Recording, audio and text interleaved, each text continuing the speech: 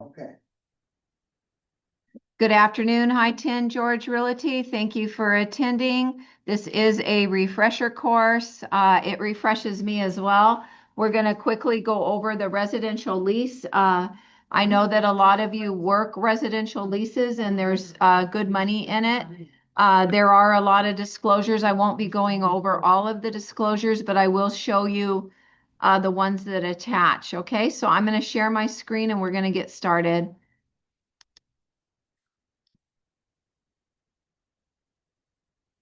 Okay, let me get this out of the way so I can see what I'm doing. All right.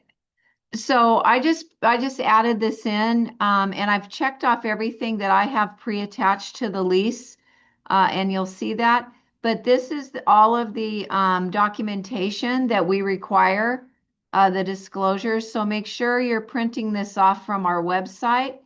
I like to use these on my files. I think it's extremely helpful because then you're not missing anything. And as you know, you get paid when your file's complete. So I always stress that to agents. Let's try to get up on top of this stuff and get it complete so you're not sitting there, not having your file complete. Another thing I need to remind you is if a lessor it's a private check, we have to wait for it to clear the bank before, that's just our policy before we pay you. It's nothing personal, it's just what we've always done. So we'll wait for that check to clear, and then we'll pay you. Okay. So as always, when you're working with clients, please attach an agency disclosure. I know this lease that I'm presenting today is not over a year, but we still do require that you have a agency disclosure on all of your documentation. So I've prepared this. You're gonna get this signed by your tenant first thing, because the first thing that you're gonna be doing is your TRBC.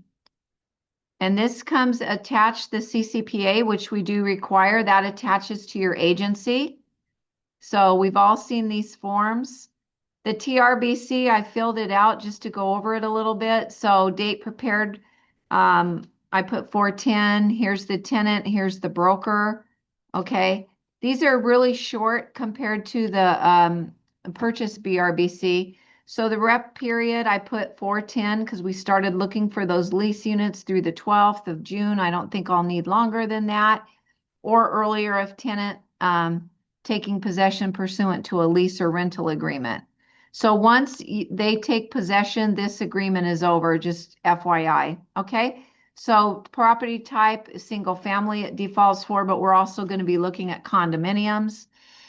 They only want to look in 2 towns. So these are made up towns, any town and my town, but whatever city that they're going to be looking in, document it here. I don't have an additional description because I have nothing more to say other than to get this signed. So I'm looking for a 1-year lease term, and I didn't fill out any of this. Of course, you can if you want, but for me, I just do it simply a 1-year lease term. And then the amount of compensation, I put 4% of the total rent payments on this. And the tenant told me that they're not going to be paying commission or compensation. So I already interviewed the tenant. They said, hey, I can't pay that. So I checked the box for them. Tenant shall owe no compensation. Now, mind you, I've been also checking with the listing agents on units to see if they will be compensating me for my work. So the tenant said that they can't pay. So I checked that box to make them comfortable. So they will sign the agreement. And this is just a simple 2-pager. Let me see. I think it's 2. Yeah, 2 pages. So go ahead and do this when you start looking with the tenant, have them sign it, you sign it. Okay. And then I put the application in because once you find that unit, you're going to want to have an application package. Normally, what that's going to contain is what the listing agent tells you. But from my experience, they're going to look, of course, for a fully completed application from every adult 18 and above. They're going to be looking for a copy of a government issued ID, such as a passport or a driver's license or something to that nature. They're usually going to look for 2 months of bank statements, 2 to 3 months for so they can take a look at the financial health of the applicants. And they're also going to ask for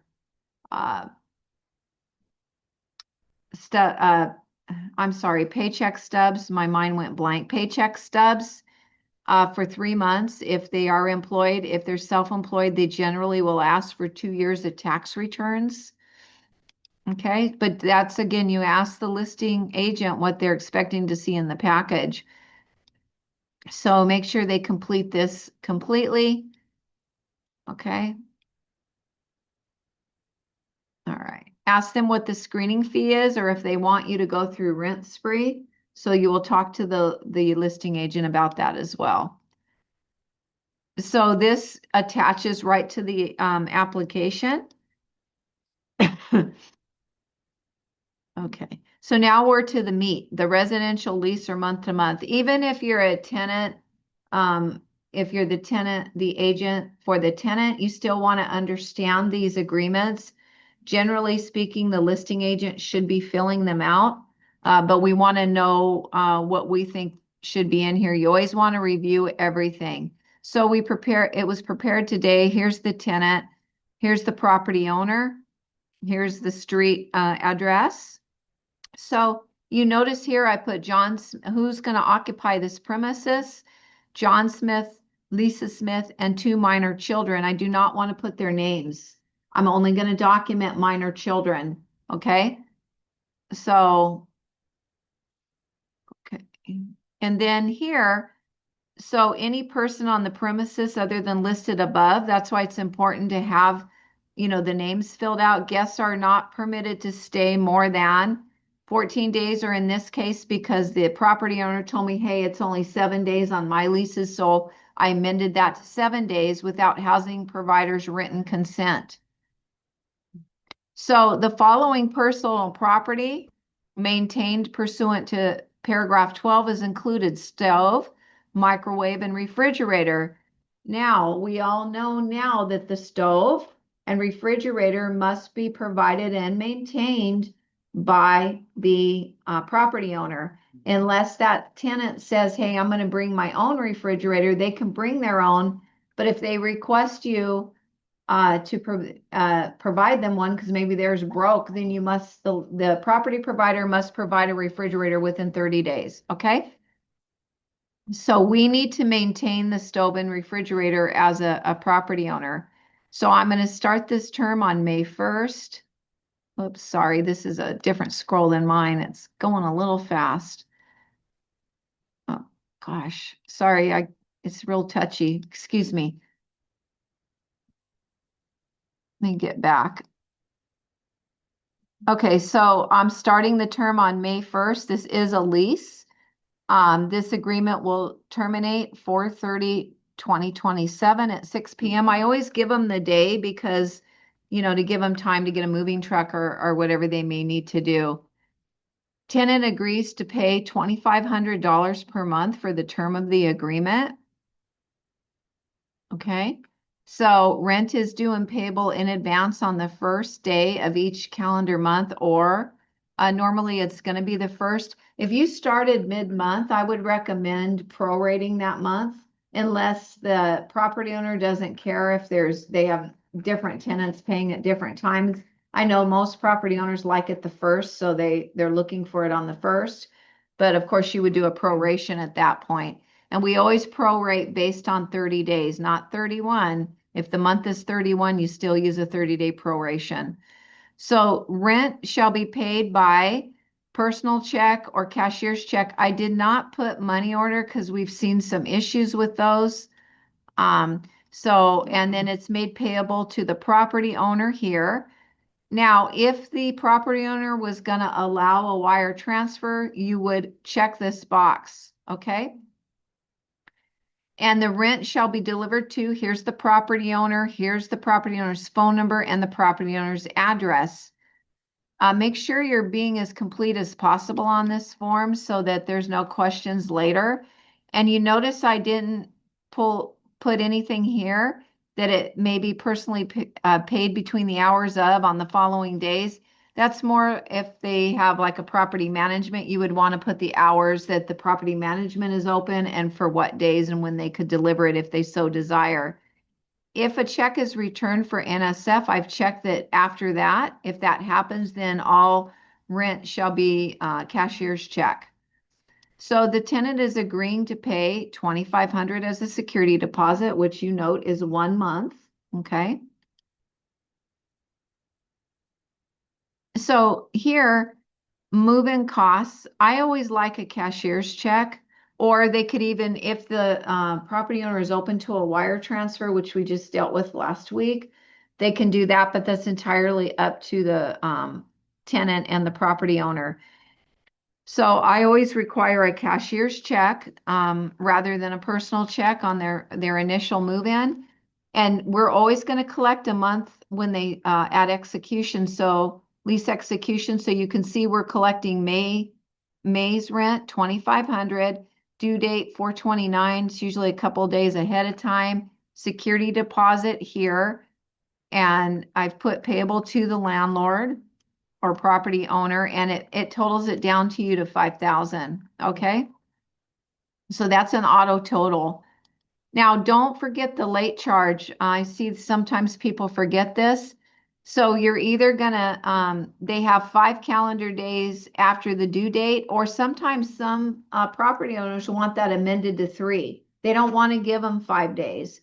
So that's something you ask the property owner, do you want it to default to 5 days, or do you want me to amend that to 2 or 3 days? Okay, and then if they're late, how much does the property owner want to charge? They can either charge a dollar sum, or in this case, I put 5%, which would be about 125. So I put 5%, okay? So don't forget these little boxes here because it gets, there's so many check boxes on this. So the parking, so parking is permitted as follows in the attached garage. The right to parking is included in the lease. If it was not, is not. Or if there's an additional charge like some in downtown LA, you would put is not included. If not included, they could park for additional fee of whatever per month if that's applicable. Okay.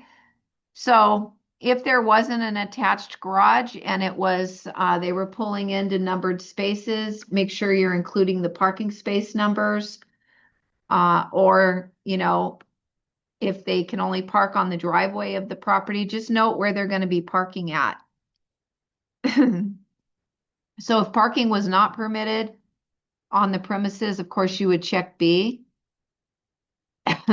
So in this case, we're not permitting storage all over the place.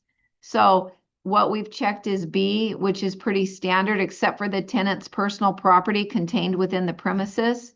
Storage is not permitted on the premises. What that means is use your garage, use the internal of the property of the house, but don't, there's no other permitted storage, okay? So you always want to make sure you're checking boxes and looking at everything. Utilities. The tenant does agree to pay for all utilities and services and for the following charges, Wi-Fi, internet as desired, except in this case, the property owner will pay for the water, okay? So you may not have an exception here. Maybe the tenant needs to pay for everything. If it were water, I would put in water here, including water, something like that so they're aware. Because I don't want any ambiguity that people don't understand what they're paying for. That's the worst feeling in the world. If the water is on a sub-meter, of course, you're going to have to check the box and there's a sub-meter form. And if there's not a separate electric meter, you need to check the box because they're going to want to know how it's billed. Same with the gas meter, okay? Can I ask you something? Uh-huh. When you said sub-meter, is that the water's, everybody's water come through and they break it down to separate bills? Yeah, and there's a sub-metering company that will come and read those meters. And then you provide them the sub-meter form and it tells them who's reading the meter. Okay. Yeah. Do they tell on this sub-meter reading, do they tell how much each person owe, or they just break it down the middle and split? No, the sub meters actually meter what the usage is. So Okay. you'll see some of the newer condos, they've sub metered every unit. Mhm. So it actually reads the usage of that unit. How much water these? Yeah, Okay, gotcha. yeah. So they took out the guesswork, from what I can tell. The condition of the premises, very important. So I would always want to have the move-in form done, a couple, 5 days maybe ahead of the agreement. Because you want, or, concurrently when you're signing, go there first, do that, or whatever, or sign and go there. I actually prefer it prior, but that is your preference as how you run your business. But tenant acknowledges the condition of the items contained in the attached car form MII. So I check that box because I want that done ahead of time. Remember to remind your property owners that they must document the condition of the property pictorially prior to anybody moving in, because if they don't pictorially document it for themselves and something comes up and they need to use the security deposit, they would not be allowed to if they didn't pictorially document it. Some tenants would challenge them on that, some wouldn't, but just to be safe, make sure you're reminding them to take the pictures of the unit, okay? So they want to take the pictures of unit prior to move in, and when the tenant moves out and prior to any, sprucing up of the unit or repairs, make sure they take those pictures as well, okay? So help your property owner out. They will come back to you if you remind them of these things. Okay. So stove and refrigerator. So it explains here when it's required, unless it's a permanent supportive housing, a single room occupancy, residential hotel, or a dwelling unit within a housing facility, the premises shall include a stove and refrigerator maintained in good working order and not subject to recall. So those are required, okay? So here is what I was talking about, tenant election to bring their own refrigerator. I didn't check it because this tenant doesn't want to bring their own refrigerator. But if they wanted to, they could check this, and then a tenant and housing provider agree that the tenant's going to bring their refrigerator and the tenant will maintain their own refrigerator if that's checked. So the tenant may, within 30 days written notice, inform the provider they no longer wish to keep that refrigerator, and the housing provider shall install a refrigerator under the terms of 11A, okay? So I'm sorry, it might not be 30 days you have. I would have to research that, but as soon as possible, the landlord would need to supply the refrigerator should it be requested. Maintenance, use, and reporting. So do make sure you're using these boxes if they're applicable. In this case, the housing provider is going to maintain the garden, landscaping, trees, and shrubs. A lot of times, if this is a single family, the property owner will have a gardener. They kind of build it into the rent because they want the property looking nice. And I know property owners that even kick back some of the water bill so that their lawn is watered. They figure out a rate and then they pay a portion of the water bill, but that's between the tenant and the property owner. So in this case, the tenant does not have to provide for a gardener except for their own personal plants on the patio if they have them. We don't want them thinking that the gardener is going to go up on a private patio and maintain those plants. And believe me, these questions come up. Yeah. It's strange, but we get these questions. Yeah. Yeah. So periodic pest control. Yeah, that's true. I did not check anything because they don't have a contract on the property. Here you see the following items of personal property are included in the premises without warranty. And the housing provider will not maintain, repair, or replace the microwave, because I can't tell them that on the stove and the refrigerator. The property owner needs to maintain those in good working condition, okay? But if they break the microwave, it's on them. Or dishwasher, something like that, but not the stove and refrigerator, okay? But saying all that, Michelle, they gotta keep the stove clean too, right? Yeah, Even though it's not there. yeah. 'Cause I've seen some pretty bad stoves. So I know. So if you, the neighborhood conditions, the tenant is gonna satisfy themselves with the neighborhood area and conditions and, you know, drive around and listen for noise or whatever they wish. I always tell them drive it during the day and drive it at night, you know, because it's, Yeah.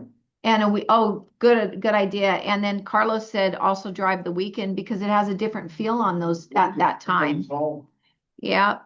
And then animals, mind you, they're not calling it a pet, it's animals.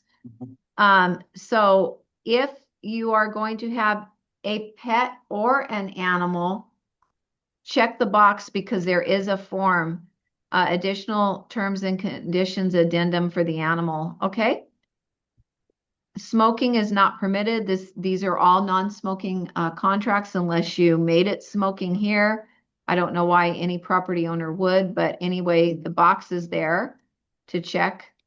Rules and regulations. This is a single family house in this particular agreement. So I didn't check anything, but if it were an HOA, I would check number 2 and make sure I had the HOA rules just pertaining to that, the unit.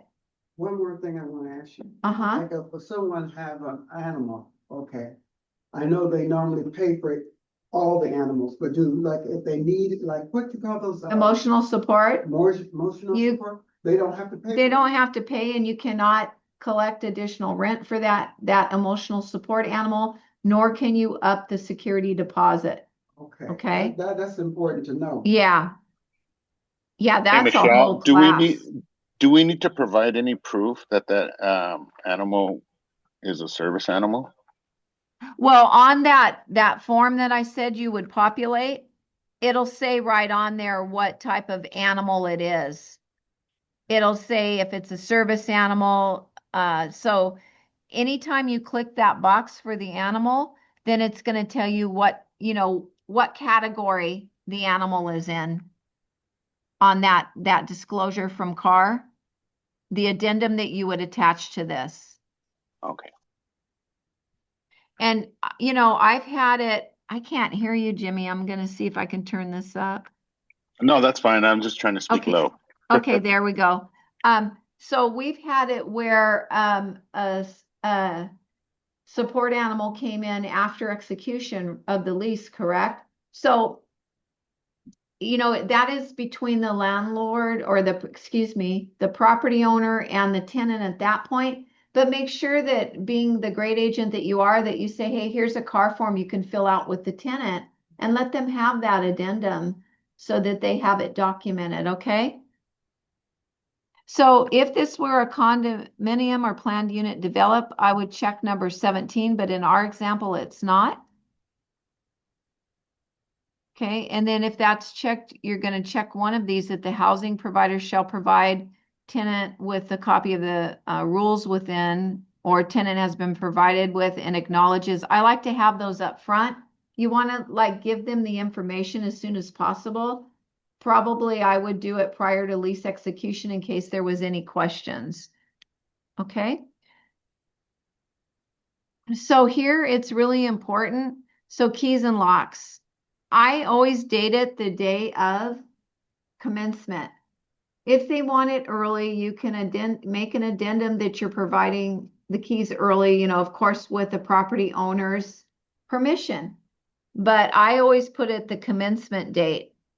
And then if they want it early and everybody's in agreement, I will make an addendum and say the date that I've provided them. And then first I will have everybody sign and then provide the keys. Okay. So I've documented here how many keys they got, remote control. Okay. Now, this is super important. 19B, please don't miss it. Tenant acknowledges that locks to the premises have not been rekeyed or have they been rekeyed. So these are little tricks of the trade you don't want to miss, and it's really easy because it's small and sometimes hard to see. So we always want to make sure we pay attention to that. And then, so let's see, hang on. Oh my gosh, this mouse thing has got me. Hold on. I'm sorry, I lost where I was. Okay.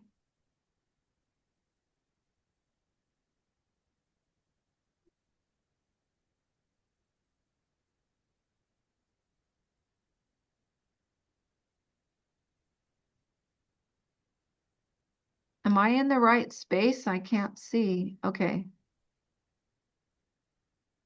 Okay, so we stopped there before it went haywire. Okay, so I'm going to come down to page 5. Possession.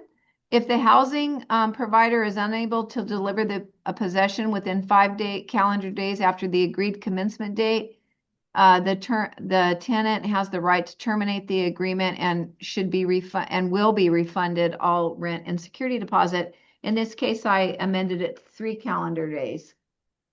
Sometimes you may want 1 because, maybe somebody's in a moving truck, that's kind of hard and you don't have anywhere to drop your stuff.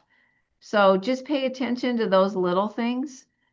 Tenant's obligation upon vacating the unit, it's telling them right here to give all the keys and opening devices back, surrender the unit, clean the and deliver the premises as specified in this contract.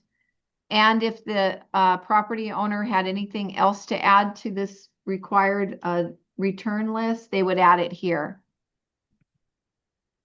So right to pre-move out inspection and repairs. After you provide the notice of termination of a tenancy or before the expiration of your agreement, the tenant has a right to request that premise be inspected with them present. So why would a tenant do this? Because they're looking out for their security deposit. They want to see what is being called out. And if it's something they can correct, they'll do that. But, that's what this paragraph is about. So they don't have to exercise that right. But like, for instance, when my daughter moves out up north, because I want her to get the experience, I told her you need to notify them, you need to be present for that move out because I want her to have the experience of it, right? And see what's going on. Okay. So here's the insurance. 30C is important. I always take care of this for the property owner because after all, we know these contracts. So I always say, hey, do you want liability insurance for your tenant? And they'll usually say, yeah, what do you recommend? It's up to you. You can talk to your insurance agent. However, I know just from buying it for my daughter, that particular property owner recommends or requires a $100,000 policy, which costs me $167 a year. So that's what I do. So I just put 100,000 in here. You do need to discuss that with the property owner. They can talk to their friendly insurance agent to find out their recommendations on what they should be, what they recommend them to obtain from the tenant. Okay. So this 31, I think is important. I don't want anybody in any rental property using a portable dishwasher because it flips water all over, or a portable washing machine. So I always check those out. I don't want it. And the tenant can also have a bed, that conforms to the load capacity, a water bed, providing they have insurance. In some of the leases I've written, because we're talking hardwood beauties, the floors, So I write that out. I say no water-filled furniture, regardless of the insurance on it, because people don't want, their flooring ruined if something went haywire on it. Okay. So always fill this out here. Where are we going to provide notices that need to be served? You want to make sure you filled this section out. This is Lala's address. This is John and Lisa Smith. This is their address at the property. So you want to make sure that you're filling that out. Coming down here, attorney's fees default to not to exceed $1,000. And as we know, that's maybe 2 hours, you know, if you're lucky.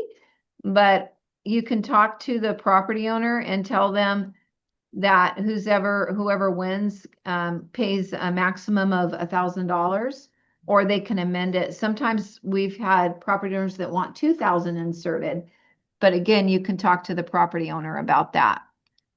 Disclosures. Mold and dampness is pre-checked bed bugs.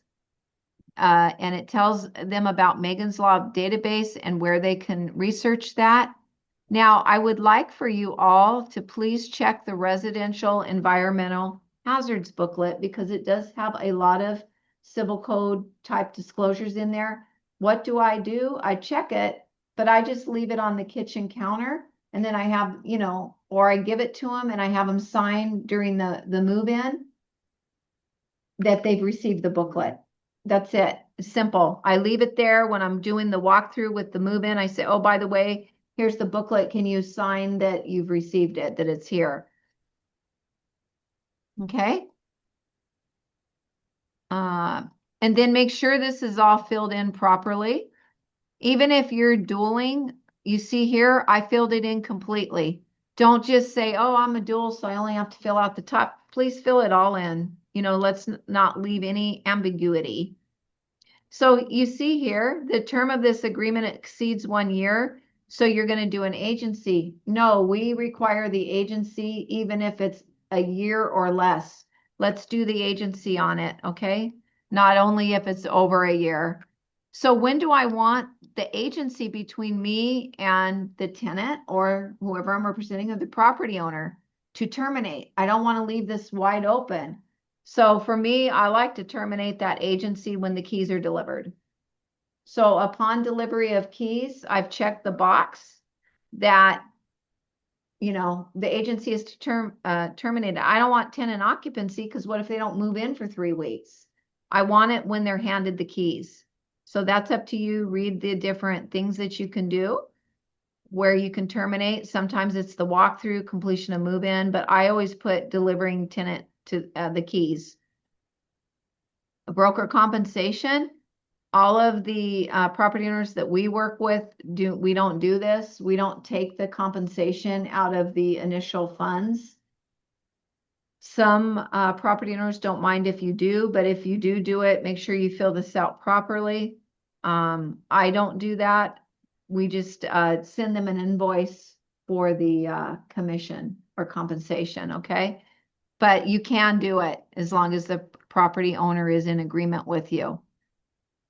Don't just do it and get your commission and then, you know, you need to make sure the property owner is in agreement. Okay. So I'm just going down because we want to just make sure, fill all of this out, fill all of this out, fill all of this out and sign it. And then that's it. And then here's the ones that are going to auto-populate. The bed bugs, tenant flood hazard disclosure is going to populate. And remember, you can get a free report on that from Snap NHD. It doesn't cost anything for rentals. And then rent cap will populate. So that is today's training. And the reason I went back over that is I noticed there's an uptick in residential leasing, and there's so many boxes on this thing. So if you're doing a lease and you need my help reviewing it, I'm always here to help you. I don't mind. I actually love contracts. To me, they're beautiful. And they're, you know, once we get the hang of it, it's a very fun business, and renting can give you some good income depending on how much the per month is. And that's something you have to decide in your own business. Are you going to work on a lease that's $1,000 a month? Maybe you don't want to do that. Maybe you want to have a threshold set for yourself on what leases amount per month you'll work on. Okay. So I'm going to stop the share. Does anybody have any questions? Okay, I'm going to hang on. I'm going to stop So if there's no questions, I will conclude, but I want to let you know that on Monday, we'll be addressing in the meeting, just very quickly, the BRBC, we're still seeing a few issues with it. And remember, a buyer broker agreement is also required on the commercial purchase. And if you're using AIR has their own exclusive and non-exclusive buyer broker rep agreement, just so you know. Okay, go ahead, Daniel. We can ask the tenant to pay commission too, huh, to us. You can, but you need permission from the, okay, on your TRBC, don't check that they won't owe any commission. In this example, I put they don't owe it. But if they're gonna pay you, yes, you can get that directly from them. you. Yeah. So, but in my example, they weren't. And you get that money before you give them the keys, right, Michelle? Oh, yeah, yeah. Yeah, and the other thing is, don't turn up, please, if the property owner is relying on getting that insurance form, the liability, do not turn over keys. This goes for commercial and residential. And I always tell people, you got to have your certificate of insurance first. You got to have your certificate of insurance first. Don't turn over keys without it. That is our job, to make sure that the tenants know that's both commercial and residential. Yeah. Back to when you said do not put the minor's name on there, Yeah. whether it's a lease or a month to month, what if I lease my apartment to a mother and father and they have, doesn't matter, 2 kids, 3 kids, and they're like 14 and they're there. What happens when they turn 18? Oh, they have a whole seminar on that. You can get you can require an application at that point. That's what I Yeah. wanted to double check. Yeah. Yeah. But I really don't like using the name of minor children on an I agreement. understand that, but Yeah, for me, I will never. They do. I had one rental now, so they were adults. And it doesn't matter if let's say they have another baby, it doesn't matter. Actually, you don't have to put the number. No, I You can understand. put I'm minor just concerned when they children. turn Yeah. adults. And Yeah. in my case, let's say the adults move out and they leave the kids. No, you have to have an application Exactly. and approval process. And make sure they're qualified. Well, if they're not qualified, you could always seek a guarantor. Okay. Yeah. Any other questions? That's all I got. Well, it's a beautiful day in the neighborhood, and I wanted to remind you all, we're having a fumigation.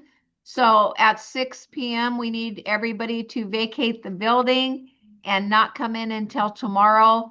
So with that, I'll wish you all a good weekend, and I thank you for your time. It's always my honor and pleasure to be here with you, and I'm so grateful you spent a little bit of your day with me. Have a great weekend, everybody. Bye-bye. Thank you, Michelle. Bye, Michelle. Bye-bye.